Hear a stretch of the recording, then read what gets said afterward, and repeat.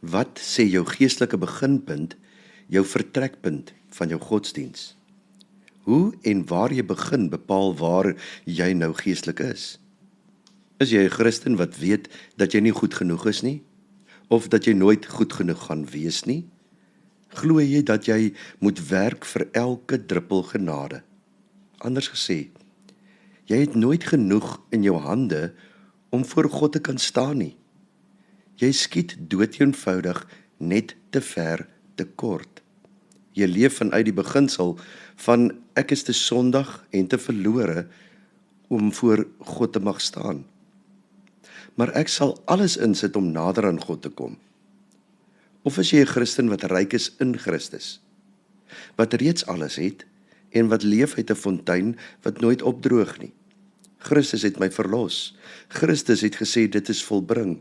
Ek kan seker wees van my verlossing. Sien, jy leef as een van hierdie twee soort Christene. Moet ek gaan met leë hande, moet ek so my Here ontmoet. Ek moet my deel ten volle doen om gered te word, van dood na dood. Of, ek het reeds alles wat ek nodig het om voor God te staan. Christus het gesê, dit is volbring. Van lewe in oorvloed na nog meer oorvloed. Hierdie is twee drastiese verskillende benaderings ten opsigte van geloof en verlossing. Jy leef of vanuit die beginsel dat jy sleg is, verlore is, en dat jy hard moet werk om verlos te word. En eintlik gaan jy eers weet of jy genoeg gedoen het die dag wanneer jy voor die troon van God gaan staan, want dan gaan hy die kaf en die koring skei. Ons noem hierdie die beginsel van tekort, gebrek aan sekuriteit, nooit genoeg nie. En wanneer jy met hierdie mentaliteit jou dag of jou geestelike reis begin, sal jou dag en jou geestelike reis ook so eindig. Of jy lewe vanuit die mentaliteit dat jy reeds alles het wat jy nodig het om voor God te staan. Kom ons kyk na die eerste Christen. Hierdie Christen is vasgevang in die mentaliteit dat Jesus vir ons aan die kruis gesterf het en dat ons nou alles in ons vermoë moet doen om so te leef dat ons eendag hemel toe kan gaan. Kom ons noem hom James. Hy is 'n gelowige man. Hy bid, hy lees sy Bybel, hy sing saam in die kerk, maar diep in sy binneste draai iets saam wat hy nooit hardop kan sê nie. Christenskap voel soos 'n werk wat hy nooit perfek kan regkry nie. Sy oggendgebed klink so: Here, maak my vandag 'n beter mens. Ek weet ek het gister alweer verkeerde keuses gemaak en u teleurgestel. Ek sal harder probeer, ek beloof. Dit klink vroom, maar let op wat agter die woorde lê. James glo hy moet dit self verwerf. Genade is iets wat hy moet verdien deur harder te probeer. God is iemand wat hy moet tevrede stel, voordat God se hande van genade vir hom sal oopgaan. En as dit sleg gaan in jou lewe, is dit God wat jou straf. En jou geestelike lewe, dis 'n rekening wat altyd in die rooi is. Psalm 62 vers 2 en 3, net by God vind ek rus, van hom kom my verlossing. Net hy is my rots, my verlossing, my toevlugsoord. Ek sal beslis nie wankel nie. Psalm 62 weet iets wat James verloor het, of dalk nog nie raak gesien het nie. Die kuns van rus in God. James kan nie rus nie, want in 'n wêreld van skaarste, van tekort wees en nie genoeg wees nie, is rus gevaarlik. As jy ophou werk in jou geloof, droog die bron op. Die mentaliteit van skaarste of nie genoeg wees nie, hoe werk dit? Die mentaliteit van skaarste om nie genoeg te wees nie, is 'n teologiese dwaling. Dit begin met 'n verkeerde antwoord op die vraag, wie is God? As God 'n God is, wat nie genoeg genade gee nie, wat net genade gee en vergewe as ek my deel doen, dan leef ek voortdurend in 'n toestand van geestelike onsekerheid. Elke sonde is dan 'n onttrekking uit my verlossingsrekening wat ek nie kan bekostig nie. Elke gebed word 'n poging om God te oortuig om maar weer van voor af met my te begin, want ek was al weer nie goed genoeg nie. Ek moet my sonde mos bely en dan word dit vergewe. Paulus sê dat as jy met hierdie mentaliteit lewe, dan verwerp jy dit wat Jesus aan die kruis gedoen het. dan sê jy eintlik dat Jesus nie aan die kruis regtig gesê het dat alles volbring is nie. Volbring? Alles wat nodig was vir jou verlossing, het in Christus aan die kruis gebeur. Alles. En daarom skryf Paulus in Romeine 12 van 'n verandering van die denke. Op grond van die barmhartigheid van God, op grond van dit wat God gedoen het, roep ek julle dus nou op om julle liggame beskikbaar te stel as 'n offer wat lewend en heilig is en vir God aanneemlik. Dit is julle sinvolle godsdiens. Julle moenie aan hierdie sondige wêreld gelykvormig wees nie, maar verander word deur die vernuwing van julle denke, sodat julle goed kan onderskei wat die goeie en aanneemlike en volmaakte wil van God is. Maar let op, voordat hy oor vernuwing praat, praat hy eers oor barmhartigheid. Daar is eers die barmhartigheid van God. Dis die grondslag van alles. Die mens wat nie besef hoe groot hierdie barmhartigheid is nie, sal self probeer om te kry wat slegs deur genade verkry kan word. Die barmhartigheid van God is nie 'n aanmoediging nie, om nou alles self te bereik nie. Dit is 'n fondament. James se Christendom is gebou op sand, want hy bou sy verlossing op sy eie moeite. Die vrug of uitvloeisel van hierdie mentaliteit van skaarste, of ek is nie goed genoeg nie, of my verlossing is nie 'n gegewe nie, is as ek dink dat Jesus nie goed genoeg gedoen het nie, en dat ek dit eintlik moet klaarmaak, gaan jy altyd onseker bly. Hoekom? Want my beste pogings is gras in die wind. Hier is die pynlike waarheid oor James se lewe. Hoe harder hy probeer, hoe minder kry dit reg. Nie omdat God hom straf nie, maar omdat hy sy Christendom uitleef vanuit die mentaliteit dat ek nooit goed genoeg kan wees nie. Wanneer jy glo dat jy nie goed genoeg is nie, of dat jy nie alles wat jy geestelik nodig het nie, dan begin jy jou geestelike energie beskerm. Jy twyfel wanneer jy bid. Jy vergelyk jouself met ander gelowiges en besef net nog meer dat jy nie geestelik is waar hulle is nie. Jy raak moeg. Nie net moeg van sonde nie, maar moeg van geloof self. En hierdie moegheid lei tot onttrekking, en onttrekking lei tot meer skuldgevoelens, en meer skuldgevoelens lei tot meer krampagtige eie pogings. Dis 'n wiel wat nooit ophou draai nie. Filippense 4 vers 8 sê, verder alles wat waar is, alles wat eerbaar is, alles wat reg is, alles wat rein is, alles wat lieflik is, alles wat lof verdien, ja watter deeg of watter prysenswaardige saak daar ook al mag wees, rig julle gedagtes daarop. Rig julle gedagtes daarop.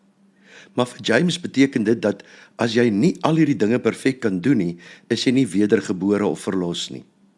Hy dink net aan waar hy begin. Ek het niks. Ek is niks. Ek is nie goed genoeg nie. Hy sien net sy eie leë hande. Hy dink aan wat hy moes gedoen het. Hy dink aan hoe ander dit beter doen. En elke gedagte saai 'n oes van verdere geestelike armoede. Rig jou gedagtes op alles wat waar is, alles wat eerbaar is, alles wat reg is, alles wat rein is, alles wat lieflik is, alles wat lof verdien, ja watter deeg of watter prysenswaardige saak daar ook mag wees. Tog is hierdie eerder 'n uitnodiging tot geestelike rykdom en groei. Maar 'n mens wat vasgevang is in skaarste, kan hierdie uitnodiging nie verstaan nie. Dit bly vir hom of haar harde werk. Die diepste pyn van 'n mentaliteit van skaarste of nie genoeg wees nie, is dat jou verhouding met God 'n transaksie word. My gebede word 'n inkopieslys. Hy gee en doen sodat hy kan ontvang. Hy dien sodat hy goedkeuring kan kry. Selfs sy verhouding met God is 'n transaksie. Ek gee my gehoorsaamheid, u gee u seën. Maar God is nie so nie. En dit is juis hier waar Psalm 62 so radikaal is.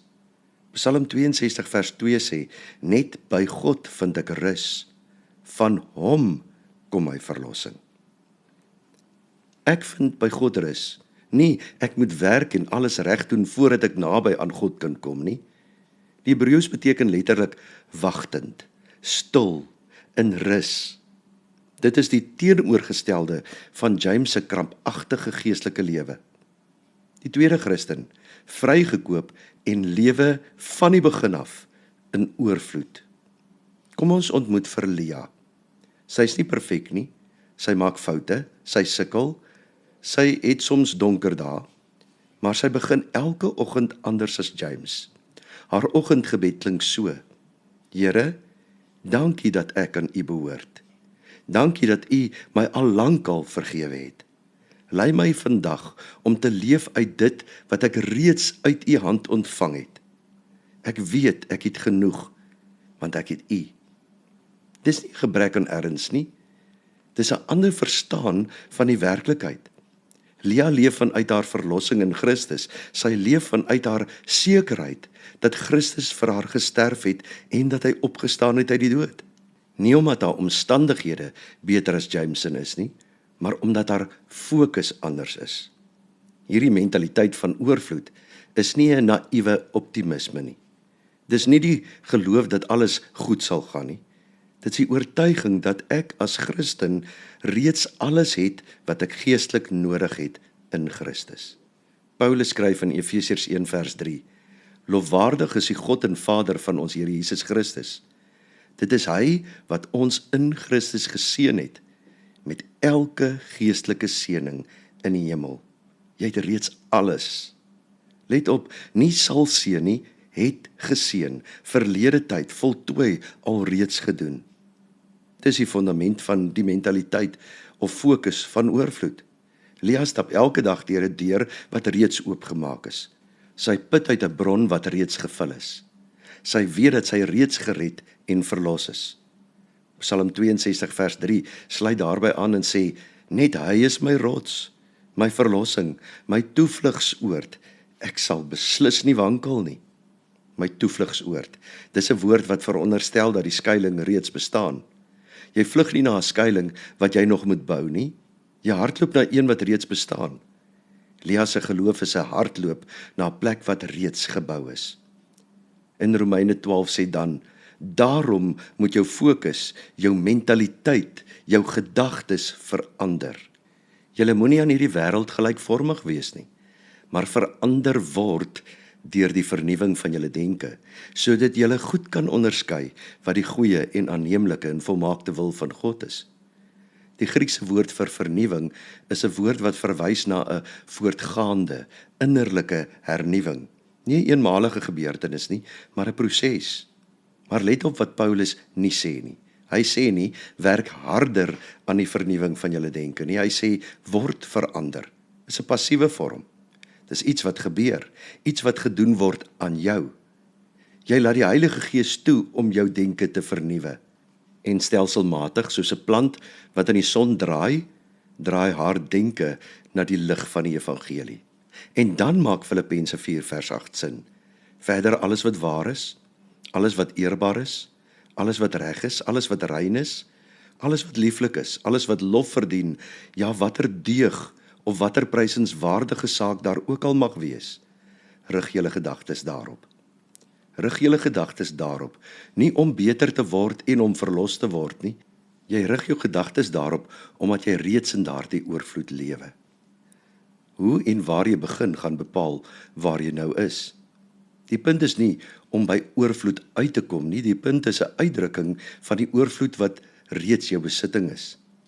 Lia begin elke dag met hierdie oefening. Wat is vas en waar?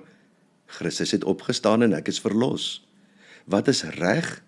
Die kruis wat my skuld gedra het. Wat is lieflik? Verbintenis aan God en my medegelowiges.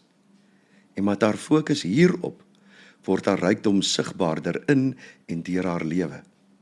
Die vrug of die gevolg van 'n mentaliteit van oorvloed, ek het al reeds alles, lei jou na rus, na tevredenheid, na oorgawe, na genade. Hier is die wonderlike teenstelling. Lia het meer foute as wat sy mag hê.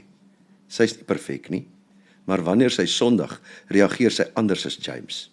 Sy gaan na God toe, nie met 'n minderwaardigheid nie, maar met oop hande, om net weer te hoor, dit is volbring.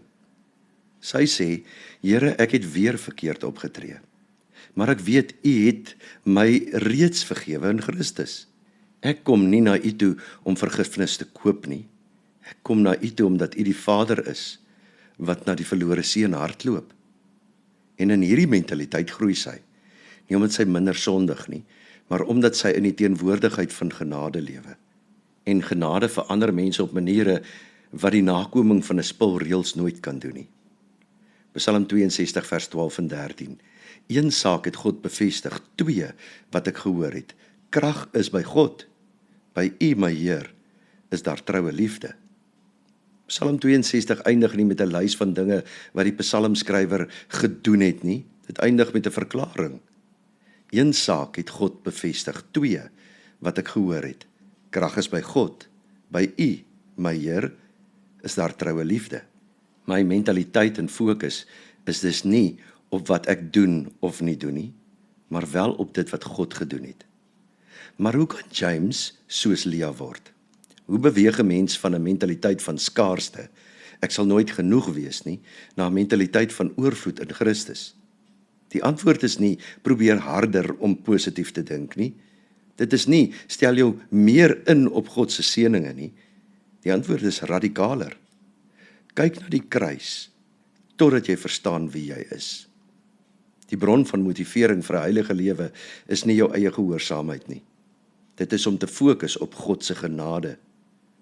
As jy lank genoeg na die kruis kyk, begin iets in jou verander. Jou hart word sag. Jou hande gaan oop. Jou denke begin verander. James moet leer om meer na die kruis te kyk. Nie om op te hou glo nie, maar om op te hou om sy eie verlosser te probeer wees. Wat is die eerste stap om uit die mentaliteit van ek is nooit goed genoeg nie uit te breek? Dit gebeur deur oorgawe. Die oorgawe van jou gedagtes, jou hart en jou hande. Die uitnodiging vanoggend is nie presteer beter nie, maar kniel voor God. God wil nie jou prestasies hê nie. Hy wil jou hart hê. Jou eerlike, oop en kwesbare hart. Waar is jou geestelike tuiste op hierdie oomblik? Aan die kant van niks of aan die kant van oorvloed? Onthou, hoe en waar jy begin gaan bepaal waar jy nou is. Vandag moet jy weer kies. Hoe weet jy in watter denkraamwerk jy leef? Hier is 'n paar vrae. Wanneer jy sonde bely, voel dit asof jy jou skuld betaal of voel dit asof jy na jou Vader terugkeer? Wanneer jy na ander gelowiges kyk en dit lyk asof hulle alles reg doen, voel jy bedreig of verheug? Wanneer jy aanbid, is dit omdat jy iets nodig het of omdat jy iets het om te vier? Wanneer jy misluk, is jou eerste gedagte ek is 'n mislukking of ek het gefouteer, maar ek is gekoop en verlos deur Christus? Hierdie vraag wys jou of jy uit die perspektief leef van ek sal nooit genoeg wees nie teenoor ek het alreeds alles in Christus. Ek leef in oorvloed. As jy jouself herken in James se verhaal, moet jy bid, Here, ek het nie geglo dat U vir my genoeg is nie. Vergewe my en leer my om in U oorvloed te leef. James en Lea leef in dieselfde wêreld. Hulle lees dieselfde Bybel. Hulle aanbid dieselfde God. Maar hulle lewensuitkyk lyk fundamenteel anders. Nie omdat Lea harder probeer nie, maar omdat sy anders dink oor wie sy in Christus is.